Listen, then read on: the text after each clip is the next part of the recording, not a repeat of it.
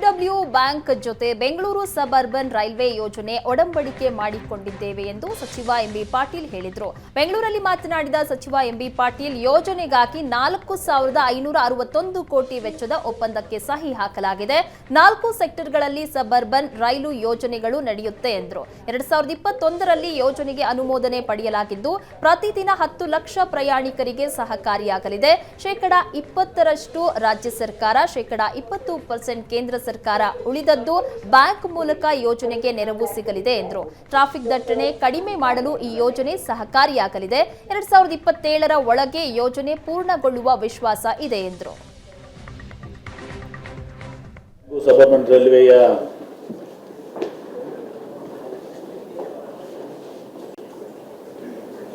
ಒಂದು separate agreement ಏನು 15 December 2023ರಂದು ಕೇಂದ್ರ ಸರ್ಕಾರ ಮತ್ತು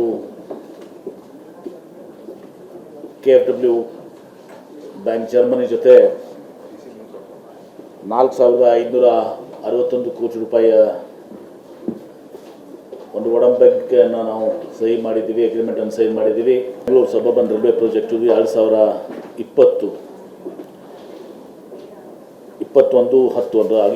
ಅಕ್ಟೋಬರ್ 2020ರಂದು ಇದಕ್ಕೆ ಅನುಮೋದನೆ ದೊರಕಿ ಇದು ಸುಮಾರು ಬೆಂಗಳೂರು ಮತ್ತು ನಗರ ಮತ್ತು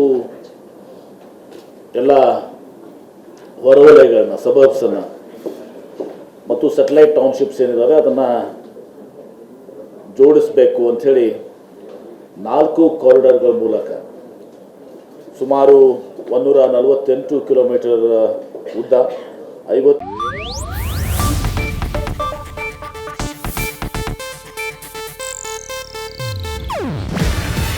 ಇದು ಏಷ್ಯಾನೆಟ್ ನ್ಯೂಸ್ ನೆಟ್ವರ್ಕ್ ಪ್ರಸ್ತುತಿ. ನೀವು ನೋಡ್ತಿದ್ದೀರಾ ಏಷ್ಯಾನೆಟ್ ಸುವರ್ಣ ನ್ಯೂಸ್.